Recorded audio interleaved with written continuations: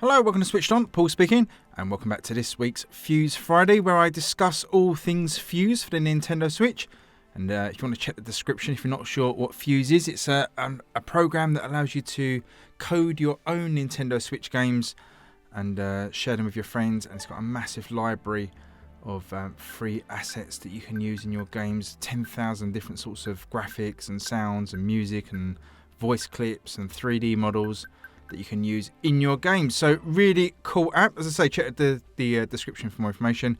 And I did actually review this one a couple of weeks ago, so have a look at that as well. Hopefully remember to put that in the description too.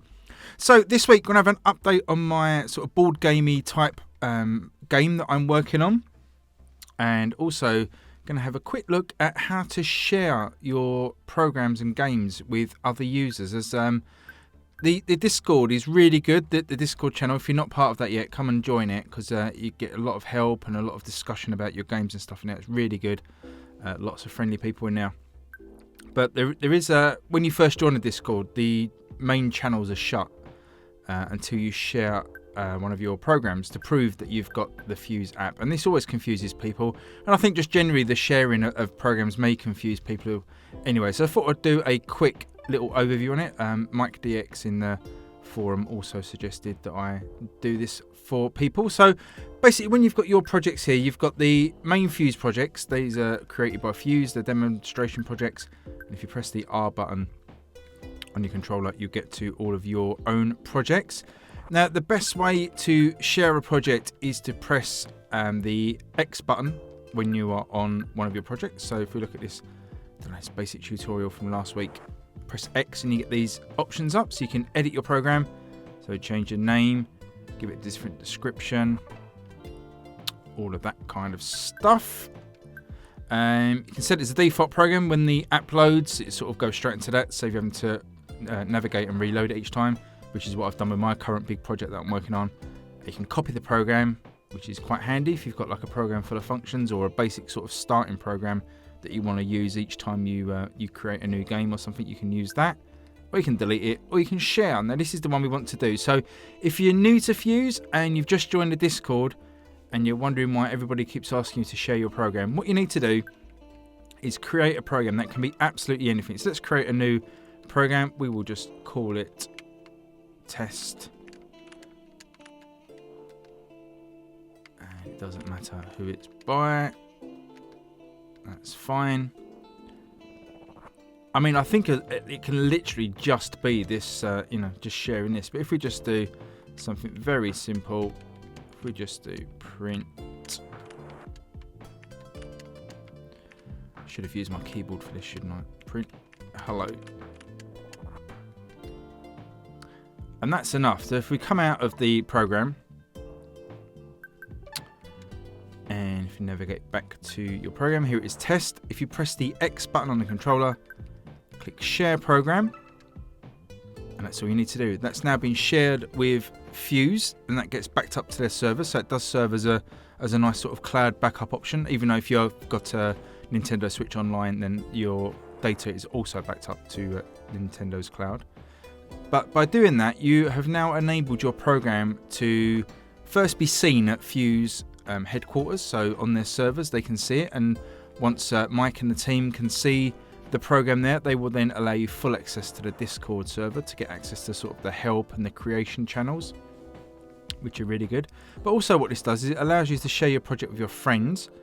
So once you've shared it, if you come to the Friends tab, and any of your friends that have got Fuze installed, you can see them here, and they will be able to see your project. And similarly, if I click into their icon from the friends list here, I can see any of the projects that they've chosen to share. I can download them myself, run them, play them, edit them. So it's really easy to do that. So the next step is on this screen, on the friends list screen. If you press the R button again, you get up a list of your shared programs. Now this is the one that we just created, the test program. I believe that's the one we just created. Gonna say yes. Again, if you press A on that, you can download the project locally.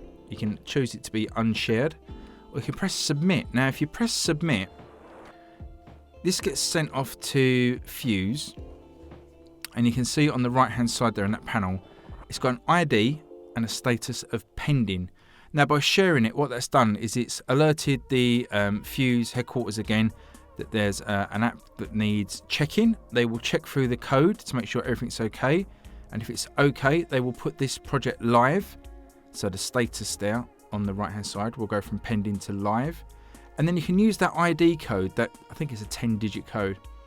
You can give that code to anybody that's got Fuze. Doesn't have to be on your friends list. So this is how a lot of us share programs on the forum, by sharing our codes. We can share them on the Discord, and that means that the person doesn't even have to be on your friends list now. As long as they've got Fuze, they will be able to download the program.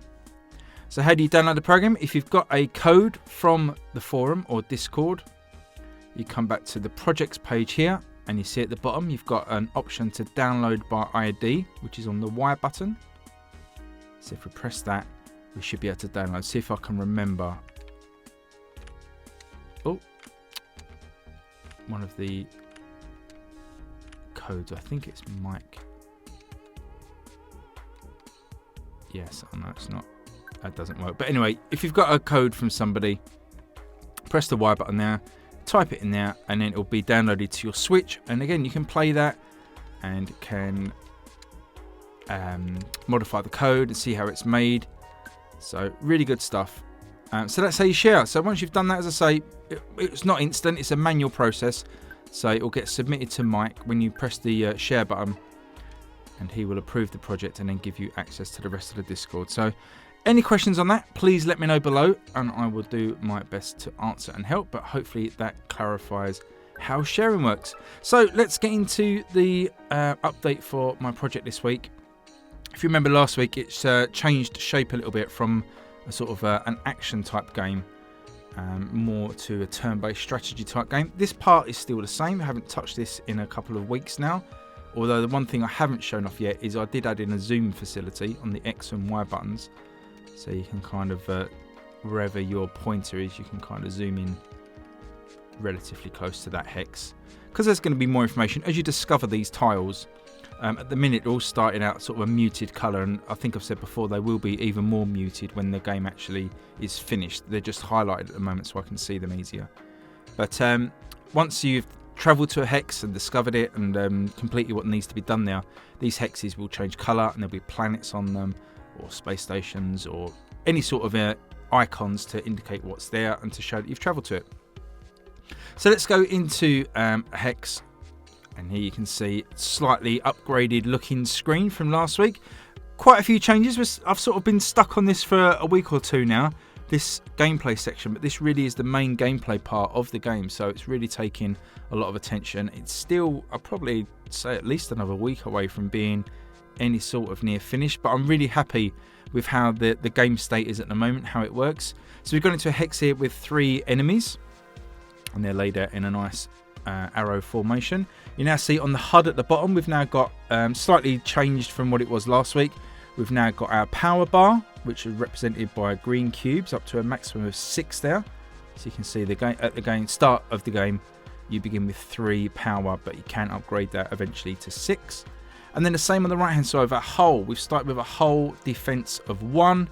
Again, that can be upgraded to 6, but that will, every time you take a hit, your hull will decrease, and if you've got no hull left when you get hit, you will be dead.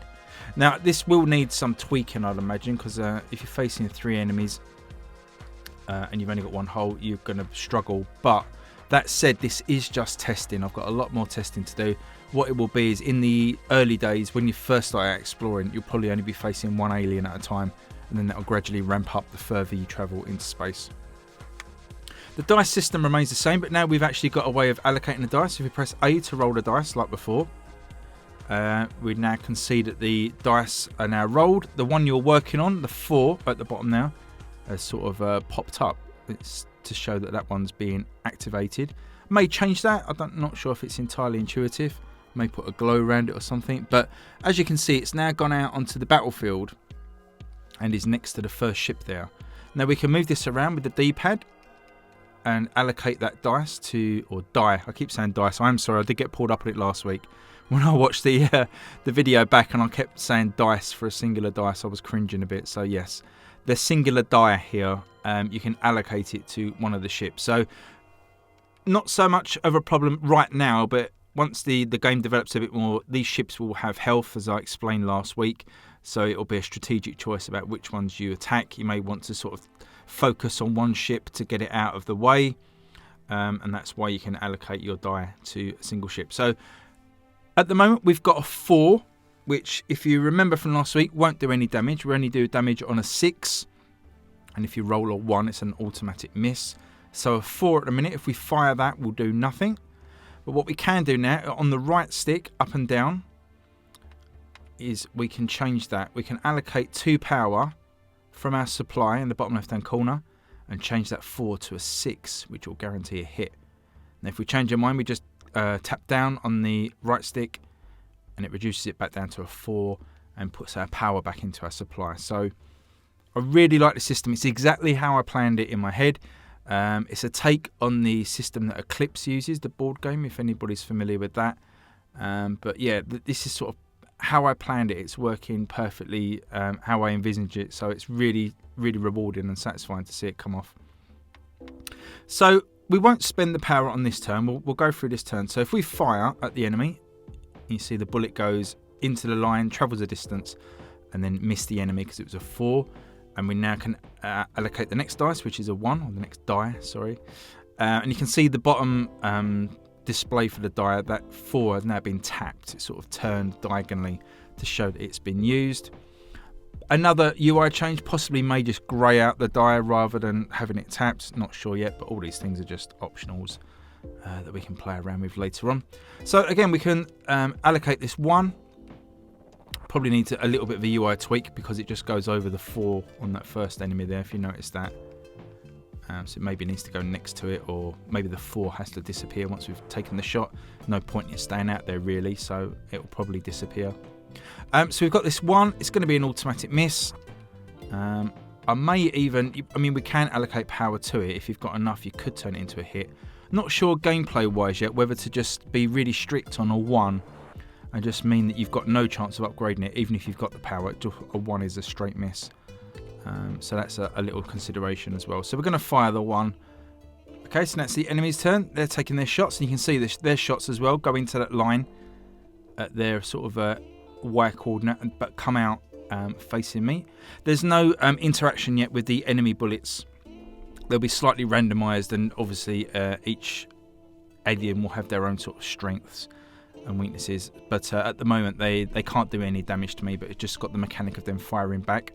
So then the turn would switch back to me, and I get to roll the dice again. One thing as well that I have got here is if I press the X button on the controller, I can toggle on and off an information panel, and that will show me the strength of the enemy, how much hull they've got left, and other details as well that I'm working out, possibly some flavour text as well, just to give the game a bit of atmosphere. But I really liked how that works.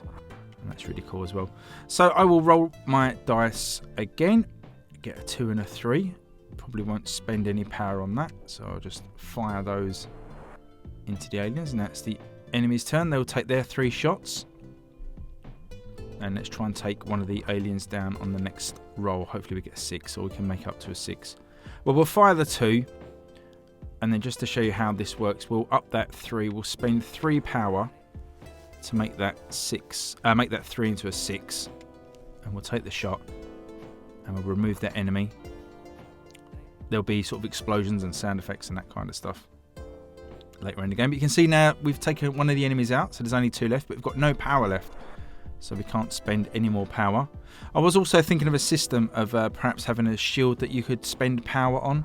I think I might implement that, because I say if you've only got 1 hull, 1 point of health really, if you consider it like health, then it may be quite tricky. You may end up dying quite quickly, so I'm still thinking over that system. But we've got no health that we can use, no power that we can use to change the dice value, so we'd be relying on 6s here. Now also in your ship you'll have upgradable components, so I'm thinking something like a targeting computer as one of the elements. So if you've got a targeting computer, if you've bought one or your ship starts with one, that will give you +1 to every dice roll automatically, and that kind of thing. So there's going to be systems in place here that are going to be able to help you. There's a little bug there with the die still appearing up on the enemy that we destroyed up there, so that's a little tweak. Possibly need a way of regenerating power as well, but that's the sort of gameplay flow. Obviously we spent a lot of power. You probably wouldn't spend 3 power because of this situation here, because you're now relying on 6s. You'd be taking a lot of damage and would probably be dead by now. There is going to be a mechanic where you can retreat from battle. I need to work out what that's going to cost you, but you will be able to retreat probably after the first round of combat. So you'd have to take the first round of combat whatever happens, and then possibly be able to retreat. So quite a few systems in place that need a bit of work, but hopefully you can see how this is coming together. Hope you like the direction this is heading, getting lots of positive feedback. If you've got any comments or suggestions, please leave them in the description below. Always happy to look at that. Also struggled this week with an actual backstory to the game. So some of the guys on the Discord were helping me out with that. So hopefully going to get sort of an introduction cutscene in place as well, using some of that information that I'll just gladly lift from what the guys suggested on Discord. But there you go, that's the update for this week. Going to be working hard on the game again over the next 7 days. I'll give you an update next week. Keep an eye on my Twitter as well. I'll leave a link to that in the description as always. I tend to drop little updates on there. I've also got a thread on the Fuze Arena that I post updates on, so you can check that out as well. And where else am I? On the Discord, on the Fuze Discord. Let's see if we can just go into another area here with a different enemy. So you see different background, different moon, different enemy type. You can bring up the X panel here. So this is a fighter. These names are all subject to change anyway. They're just basic names at the moment. Next week, hopefully we'll see the enemies taking damage against us, and then we'll be able to clear out this screen of enemies and move on to the next stage of the game, which will probably be landing on a planet or interacting with a space station to some degree. But hopefully you've seen enough of me waffling on, and I'll catch you all on the next video next week. Thanks everyone. Bye bye.